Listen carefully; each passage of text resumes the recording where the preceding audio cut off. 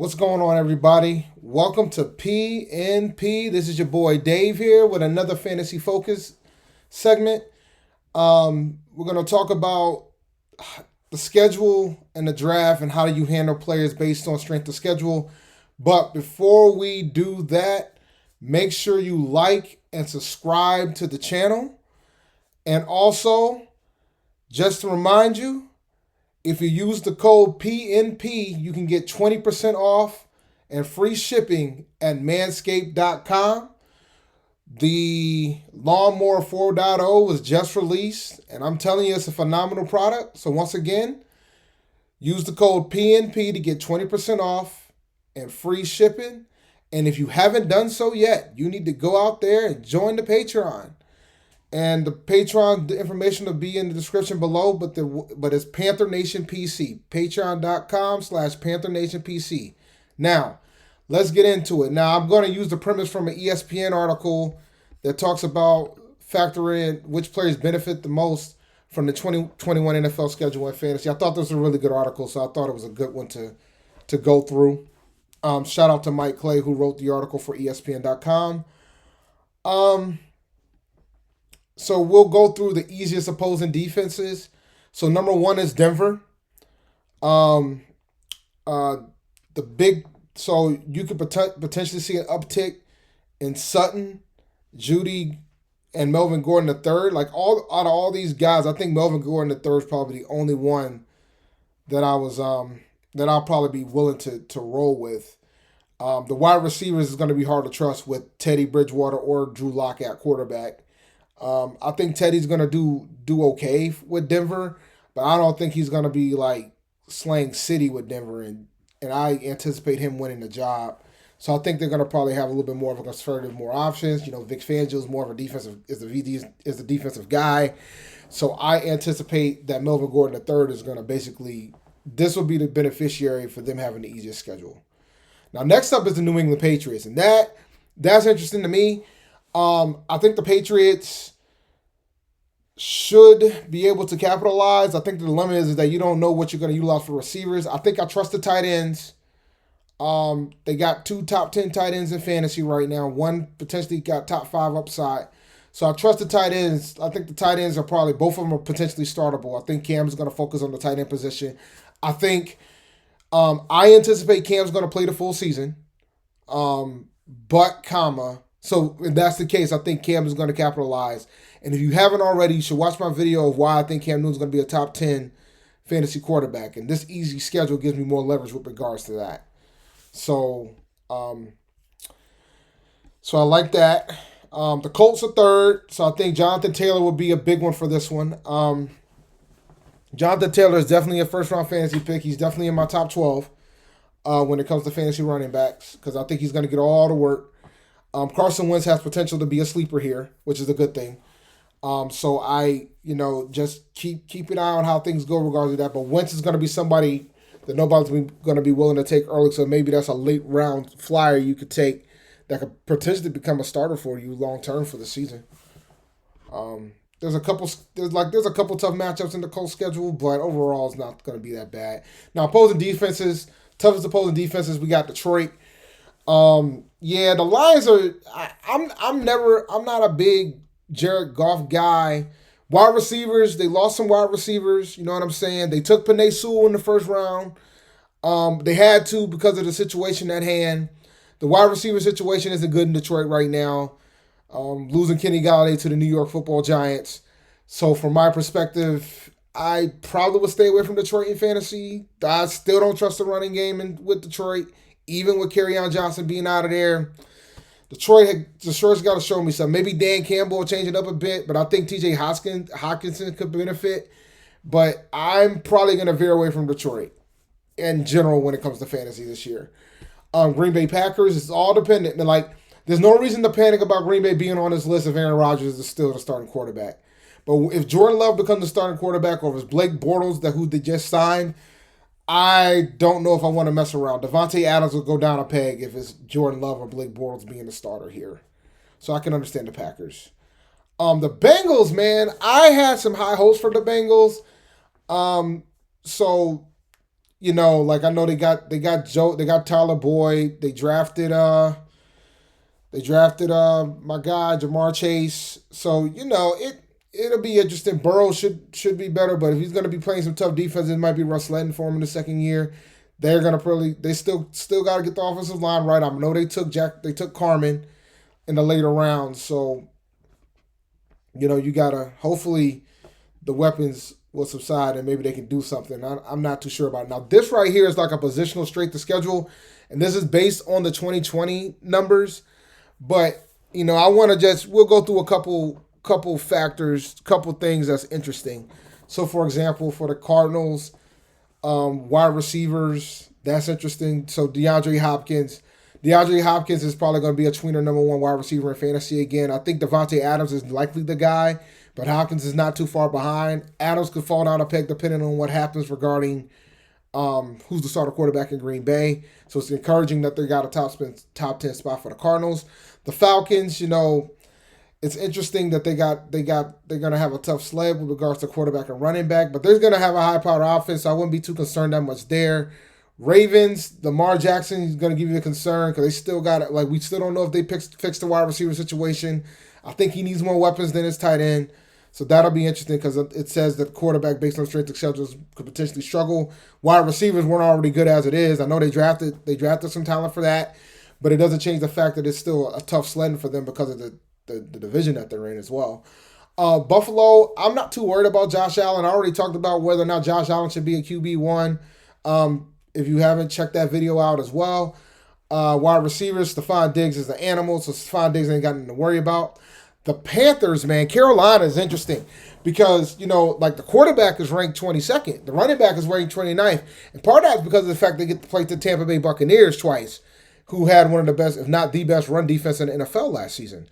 So from that standpoint, I can understand the concern, and maybe they're worried about everything else around it, maybe because they're going to probably they're facing some tougher run defenses based on last year's strength of schedule.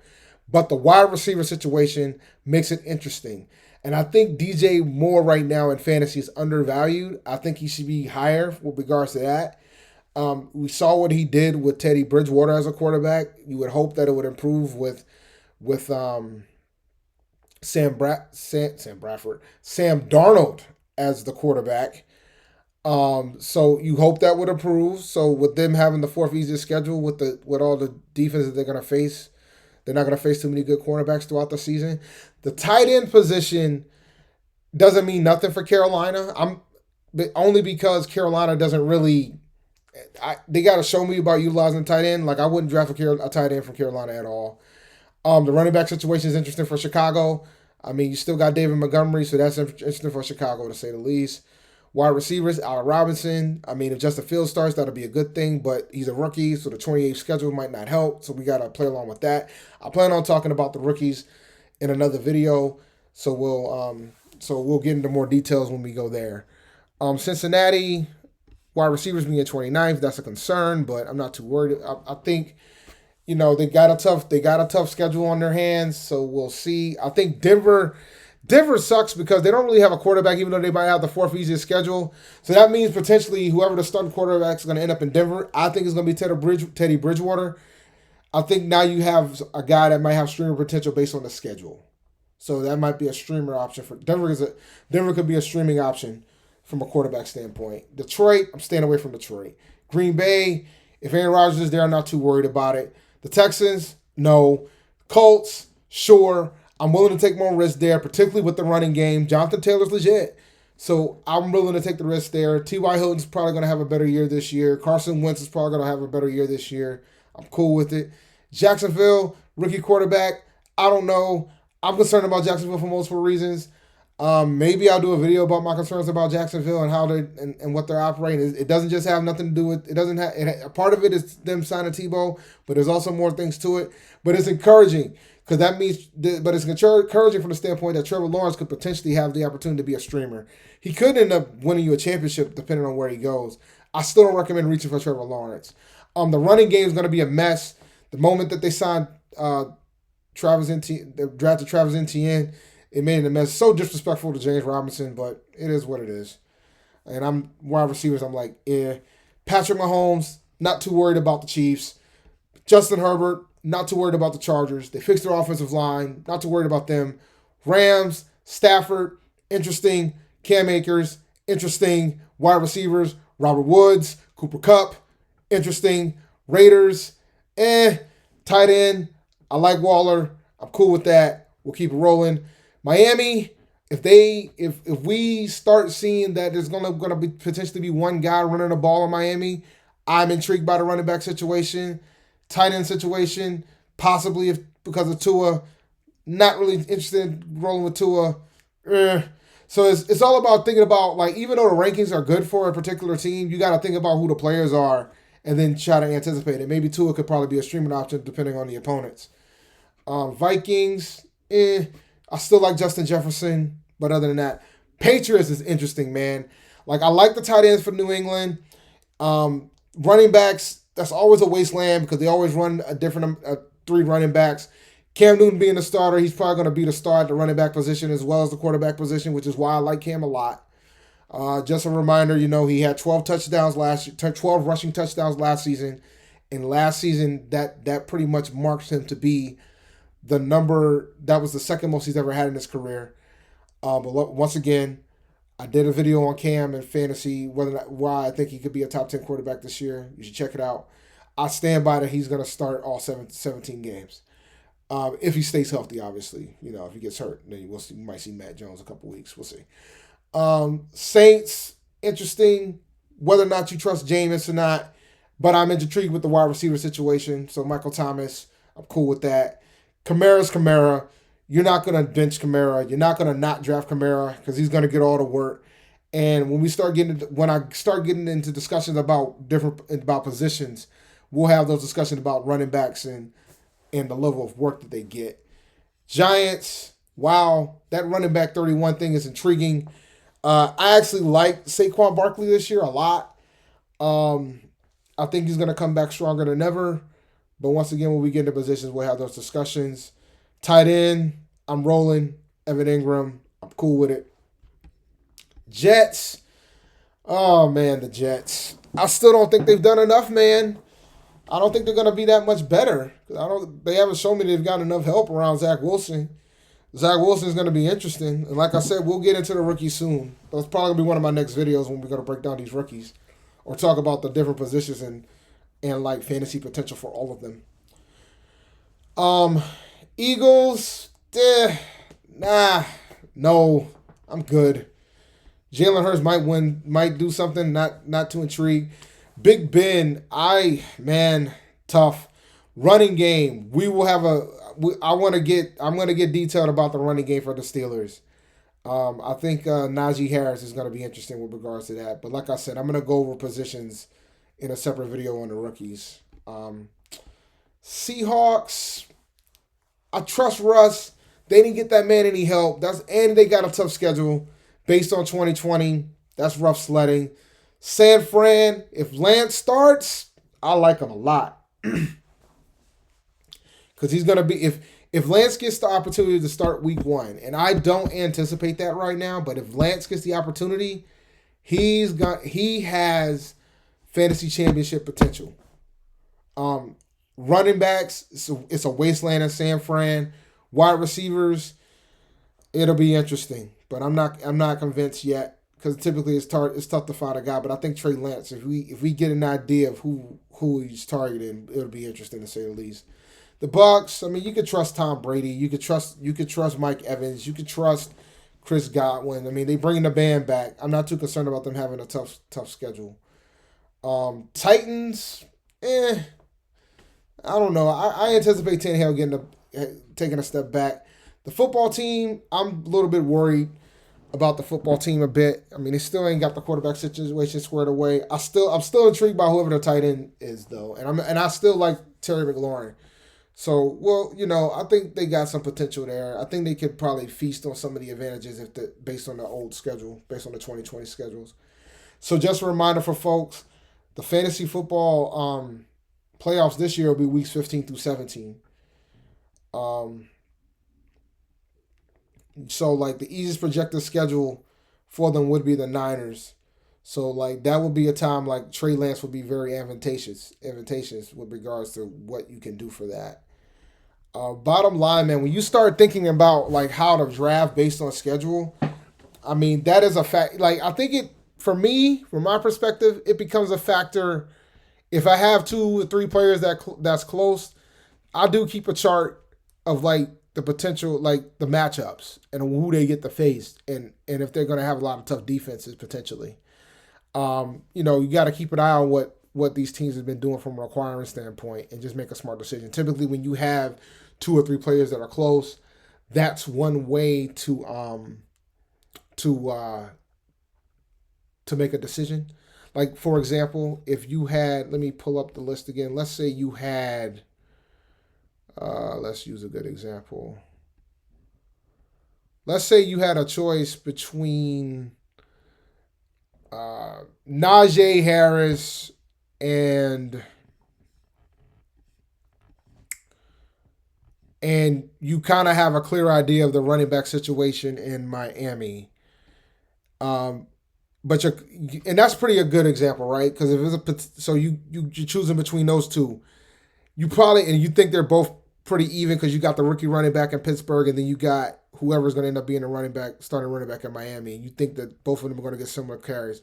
You probably might roll with the rookie only because you think that based on who their opponents are going to be, you might have more opportunity to get the work. You might have more opportunity to have bigger games throughout the season. So that's kind of a way to gauge it. But you just got to be conscious of the fact that it's based on last year's, not this year's. So you kind of have to have some level of anticipation. But sometimes some teams don't fix positions like Carolina with the safety position. So you never know. But overall, man, this is the only thing, the big thing that I would always suggest. So I'm looking at the article right now. So it looks like the fantasy playoffs, like Eagles, Packers got the toughest schedule based on last year's schedule. Raiders, Cowboys, Titans, Panthers are next for the toughest slate for playoff schedules. Like there are like the Panthers in general, man. You got the Bills, the Saints, and the Bucks twice. That's very rough. Those are rough matchups to have in the fantasy playoffs. Now, I will say, when it comes to start thinking about that long term, that's important because I've seen fantasy championships get lost off the fact of a tough matchups near the end of the stretch. So you even if you have a really good record in fantasy going into the fantasy playoffs, you still got to have some level of flexibility and be willing to take some level of risk because your team might have got you there, but if you got some tough matchups in the playoffs and you potentially have certain positions that could be vulnerable, you have to take those things into account. Sometimes you got to use your gut. Sometimes you got to take some level of risk. So that's something to have long term. And these could easily change based on how the season goes, right? Like, if, God forbid, Josh Allen gets hurt, Bills might not be that intimidating at that point, because then you're dealing with Mr. Trubisky. There's a difference between dealing with Josh Allen and Mr. Trubisky. Or the Saints team theoretically should be tough, but what if they never could get the quarterback situation settled? So, these are things you can pay attention to throughout the season. So those are the things you have to think about when you get into how the schedule works. And then with regards to buys, when it comes to me, man, I prefer to have my buys later in the year because I would rather have my team at full force at the beginning. But I'm typically indifferent. I tend to draft deep. Some people just draft based on their starters and not worry about the bench, whereas I tend to draft deep so I can give you guys issues throughout the season. So it's not that big of a downgrade. And, of course, barring injury, but it's not that big of a downgrade when the buys go. I tend to feast on bye week opponents all the time because of that, because I draft deep. So the bye weeks doesn't affect me as much. And I try, and occasionally I would try to go, try to have my buys later because I want to be able to have my team in full force as long as possible in a drought, in a streak, and not to worry about buys. And then I just have my bye weeks in different chunks and then just work it that way. But that's just how I manage it. But so that sometimes is a factor too in how I draft. If I got 2 players that's real close together in my rankings, then I will consider when their bye week is, and then and go from there. That's a factor too. Schedule and the bye weeks, those go hand in hand for me. All right, this is going to be one. This is one of my longer videos, man. But I wanted to have a long one to talk about that because I thought that was an interesting article. So that's going to do it for me. And as I've said before, don't forget to like, subscribe to the channel. If you got any suggestions or any feedback with regards to the videos, please let me know in the comments section down below. I tend to reply with my username champd1012, and you can also follow me on Twitter at champd1012. You can follow the podcast at Panther Nation PC. We're weekly at 8:30 p.m. On Mondays. And like I said, man, become a Patreon, man. We're doing some great and awesome things, man. We've been talking to a lot of Panther legends. We're going to be expanding to go into other NFL players as well from other teams. But with that being said, like, subscribe, and I'll talk to you guys later. And always remember, keep pounding. Peace.